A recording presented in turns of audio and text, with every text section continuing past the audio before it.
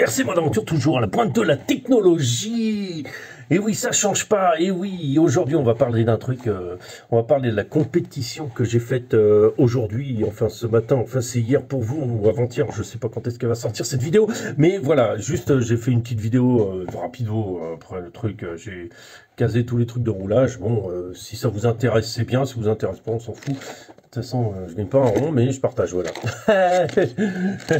Mon roulage n'est pas terrible, surtout celui que j'ai filmé, mais bon, après tout, c'est comme ça que ça se passe. Alors là, ici, j'ai la Formula Iena Formule 1, voilà, donc la Formule 1 qui est ici, avec qui j'ai concouru X-Ray X01 2023. Donc, comme on voit, la peinture là-dessus, ça tient pas. Mais bon, le reste a tenu largement, c'est joli, hein, moi je suis très content. Alors, est-ce que ça marche? Oui, ça marche très bien. Est-ce que le pilote marche? Beaucoup moins bien, parce que gêné par sa visière bleue, il ne voit pas les coins des virages, et se prend toutes les barrières, fait des retournées volées et tout ça, donc ça ne marche pas. Et oui, il va falloir changer une visière bleue pour une visière jaune qui enlève la poussière devant les yeux, pour y voir plus clair, et puis une visière orange pour enlever les mouches aussi qui collent sur les coins. Enfin voilà, il va falloir trouver une autre solution. Non, c'était pas... Alors je vous explique, hein. 10 sur la piste, c'est infernal, hein. On était 10 en Formule 1. Ils auraient dû faire deux teams. D'habitude, ils font comme ça. Alors, je sais pas, ils étaient pressés aujourd'hui. Ils n'avaient pas envie de rentrer trop tard à la maison. Maman les attend pour le dîner avec des copains et tout ça. Donc, ils ont fait qu'un team, qu'une équipe. Alors, bon, 10 sur la piste, c'est du... Bah, c'est pas du stop-car, mais bon, du coup, t'es toujours en train... Souci retardataire, en fait, t'es toujours en train de laisser passer les autres, essayer de passer, c'est du slalom. Enfin, c'est compliqué, quoi. 5, c'est plus à l'aise, c'est plus libre. Voilà, bon, alors qu'est-ce qui se passe? On évolue toujours dans nos étapes de réglage de la Formule 1. Alors, je roule très très peu avec, hein. Je roule grosso modo... Allez, je dis 1h30, 2 heures par mois, quoi, maximum avec. Donc vous imaginez comment c'est difficile de régler et de s'y faire. Alors, on ne peut pas rouler sur le bitume parce que de toute façon, sur le bitume, en ce moment, c'est de la neige. Ça marche pas. De toute façon, ce châssis, on le garde pour la moquette, et peut-être l'été, on va rouler aussi sur le... comment ça s'appelle? Sur le... Oh, c'est quoi le nom? Sur l'asphalte, voilà, donc peut-être, je sais pas, je n'ai pas trop envie de la foutre sur l'asphalte, celle-là, je préfère la garder qu'elle tienne longtemps, surtout au coup de l'entretien de la bestiole. C'est un peu comme si vous aviez une Ferrari, vous êtes obligé de toujours changer les pièces, alors vous vous dites, mais sur une voiture classique, ça change pas. Bah si tu es au top de la technologie, bah si, ça change. Une boîte de vitesse, c'est 30 km, quoi. C'est 1h30 d'utilisation, tu changes la boîte, quoi. Grosso modo, c'est pour donner une échelle. Voilà. Il y a des trucs à faire là-dessus, c'est impressionnant. Bon, on va pas revenir dans le détail, on n'est pas un tutoriel Formule 1 RC, ni X-Ray X1 2023, mais ça nécessite de l'entretien, ça nécessite beaucoup de choses. Voilà, aujourd'hui, du coup, on roule un peu, je fais évoluer ma machine très doucement, parce que j'ai pas quand ni comment. Donc il n'y a pas de piste permanente à Prague, il n'y a rien. Donc le seul moyen, c'est de faire des courses. Donc comment elle évolue? Elle évolue comme l'année dernière, quoi. Ça m'a pris pratiquement toute la saison pour la faire évoluer et arriver au bout. Mais le problème, c'est de la Carten T410, c'est qu'au bout de la saison, elle était raide, quoi. Donc ça, je pense que ça va tenir le coup quand même, 3-4 ans. Mais bon, revenons à nos moutons. Voilà, donc le matin, ça allait pas. Il y a toujours un problème de direction, ça me plaît pas. Ça me plaît pas comment c'était, je sais pas, ça me plaît pas. Donc du coup, j'ai réglé, machin, j'ai travaillé sur beaucoup de réglages, on a fait beaucoup de... J'ai été, c'est des rares fois, c'est il me semble une des premières fois où j'ai travaillé autant sur les réglages. Sur les réglages et sur la résolution de problèmes sur la Tamiya. Sur les réglages, ouais, donc il a fallu régler pas mal de choses et revoir et trouver comment la retrouver à ma main. Alors chacun ses habitudes. Alors c'est ça qui est compliqué aussi, que ce soit en Formule 1 ou en 4x4. C'est un ami, alors c'est Thomas qui nous donne beaucoup de conseils, qui nous aide beaucoup, mais les conseils sont pas spécialement personnalisé, c'est pas évident du tout, parce que lui a son type de conduite, lui a ses préférences, moi j'ai les miens, j'ai mes préférences, et du coup j'arrive enfin sur les 3 séries de finale derrière à avoir à peu près quelque chose qui s'oriente vers ce qui me plaît, voilà. c'est-à-dire un véhicule pas neutre, parce que c'est sur la piste, c'est infernal, mais sur... comment on appelle ça? On lui demande pas d'être neutre, mais on lui demande d'être, comment dire, d'être efficace. Et j'ai du mal, parce que je roule pas beaucoup. Voilà, c'est tout, et c'est pas évident de trouver ces réglages. Alors, je suis parti sur une idée. Je vais vous expliquer 2 secondes. Je trouve que ça, je sais pas, à l'avant ça me plaît pas. Ça me plaisait pas trop, ça va mieux. C'est, j'ai changé l'angle, les angles de, comment on appelle ça, carrossage. J'avais 2 degrés, ben, j'ai ramené à 1,5. Voilà, donc beaucoup plus amusant. Et après, on a aussi, qu'est-ce que j'ai changé aussi? J'ai changé quelques réglages sur la radio, j'ai diminué l'angle de direction, enfin il y a eu des petits réglages à faire, remise au point et tout ça. Donc c'était petit à petit et c'est pas évident. Voilà. Donc aujourd'hui c'est unboxing aussi parce qu'il ne s'agit pas que de parler. Donc ça finit, je finis 9e sur 10e pour cause parce que bah voilà, j'y suis. Voilà, il n'y a rien à dire, c'est juste la raison. Par contre, c'était une super journée, hein, ça, il n'y a pas de problème, le circuit magnifique, tout ce qu'il faut, quoi. Voilà, donc ça c'est info. Alors, unboxing, génial, parce que justement, si vous voulez la péter, comme vous l'aimez bien sur les courses, montrer que vous êtes un intellectuel à la pointe de la technologie, montrer que vous êtes le pro du pro et l'incroyable Hulk, et que vous voulez la péter avec des trucs clinquants qui sont super sympas. Voilà, je vous présente le unboxing de ça. Ouais. Alors pourquoi ça? C'est Audi qui fait ça. Alors ça coûte un bras. C'est pas donné. Voilà. Ce qu'il faut faire gaffe, Formule 1, prendre le modèle Formule 1. Ne pas prendre le modèle... Alors en Formule 1, tu prends pas le modèle Pancar parce que tu te dis ouais c'est la même chose. Non, c'est les axes de roue sont pas les mêmes tailles. Ça passe pas. Je ne prends pas non plus le modèle Touring Car qui a 4 motrices, donc tu as 4 éléments, en fait de réglage. Prends pas ça non plus, c'est pas le même diamètre. Celui-là, ça va, et ça peut éventuellement faire les touring car avec moins de précision, parce que du coup, c'est ceux qui ont le diamètre le plus gros. Voilà, donc ça passe grosso modo sur tous les modèles. Mais enfin, c'est pas l'intérêt, l'intérêt c'est de faire des réglages. Donc là, je vais pousser un peu la voiture qui me gêne dans mon explication de super explication. Donc on va regarder ce qu'il y a dedans. Déjà, il y a un emballage super, voilà, ils vous disent que c'est pour la Formule 1, que c'est bien. Ils vous disent plein de trucs intéressants. Alors sans mes lunettes, je vois rien. Ils vous expliquent qu'il y a une notice, parce que de toute façon, il va falloir comprendre comment ça marche. Il y a des règles de mesure. Il y a plein de trucs. Il y a une boîte. Il y a des trucs à visser. Laissons-nous surprendre. N'ayons pas peur des mots, laissons-nous surprendre. Très belle boîte de chez Audi, spécialiste dans le domaine, qui est incroyable tellement ils ont des outils spécialisés. Et j'ouvre, et que se cache-t-il derrière? Il ne se cache rien. Bon, bah, j'ouvre de votre côté, comme ça vous voyez, bon, bah, voilà, notice, hein, Claire, c'est un notice. Qu'est-ce qu'elle nous dit la notice? Bonjour, au revoir, ajustement, voilà, comment on ajuste le truc, le machin. Alors tout est en anglais, vous explique les ressorts, enfin bon, tout est en anglais, sympa. Sympa Knorr. Bon. Pour ceux qui parlent anglais, on a la fameuse réglette qui sert à régler des trucs à régler. On a la mousse calibreuse à caractère absorbante. Et on trouve dedans, forcément c'est le même emballage que celle pour 4.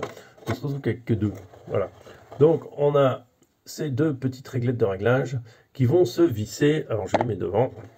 Voilà, avec un truc super funky pour pouvoir...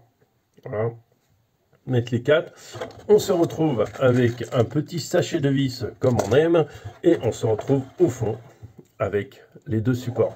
Voilà, en Formule 1, il n'y a que les 2 avant qui se règlent. Pourquoi il n'y a que les 2 avant qui se règlent? Parce que l'arrière c'est un pont plein, quoi. Donc de toute façon ça suivra. Voilà, donc pas de problème. On va faire montrer comment ça se monte un peu. Voilà, je baisse un peu, vous voyez moins bien. Dans le petit sachet, on a des petites vis, donc on va aller faire un tour là-dessus. Donc c'est dans le petit sachet des petites vis, dont on va faire le petit tour là-dessus. Si ça veut bien s'ouvrir, le petit sachet avec les petites vis. Attends, je vais vous faire là-dessus. Alors, vous avez dans le sachet que je vous montre devant vous, devant vos yeux ébahis. Qu'est-ce qu'il y a de si technique? Alors c'est pour la péter sur les courses, mais allez montrer que vous êtes technologique, que vous avez tout compris et que vous avez tous les outils incroyables pour tout faire et se retrouver le meilleur du meilleur. Voilà, vous avez 2 vis, alors je vous montre derrière moi, vous avez 2 vis comme ça, qui vissouille. Vous avez 2 tubes comme ça troués à peu près cette hauteur là, voilà, Ok, vous en avez deux comme ça. Et vous avez deux choses un peu bizarres qui se trouvent comme ça avec côté agrippal. Voilà, donc vous avez tout compris. Donc je prends cette partie-là qui est sauvage, qui est graduée. Mais pourquoi est-elle graduée? Mais déjà, ouais, pourquoi est-elle graduée? Non, mais dans quel sens ça se met? Attends, je sais même plus. Ouais, dans ce sens-là, je crois. Non, pas dans ce sens-là. Dans ce sens-là, oui, dans ce sens-là. Ça vers le haut. Voilà. On prend ça. Et... Ah ben non, ça se vise pas comme ça. Non, non. Voilà, on prend le petit truc avec le petit bidule. Alors, je vous montre. Celui qui a la petite vis qui sort, là. Vous avez vu? Hop.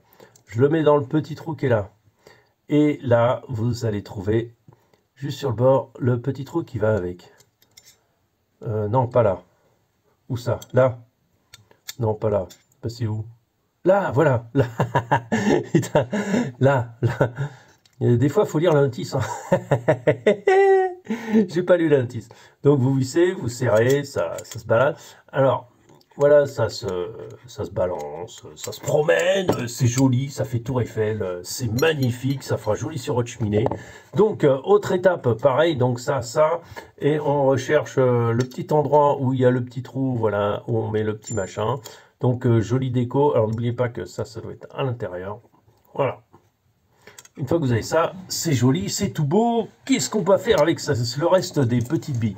Alors, on décale ça. On prend ça et il va falloir démonter les roues avant. Et bien sûr, j'ai pas de clé en croix, donc je vais en chercher une. Alors voilà, de retour avec la petite clé en croix technologique. Oui, parce que les croix, c'est technologique.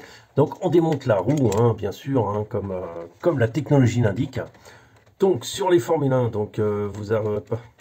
Voilà, tu démontes, c'est toujours pareil. Il y a juste un... là, j'ai une petite rondelle que je dois pas perdre. Voilà. Et de l'autre côté, nous allons faire la même chose.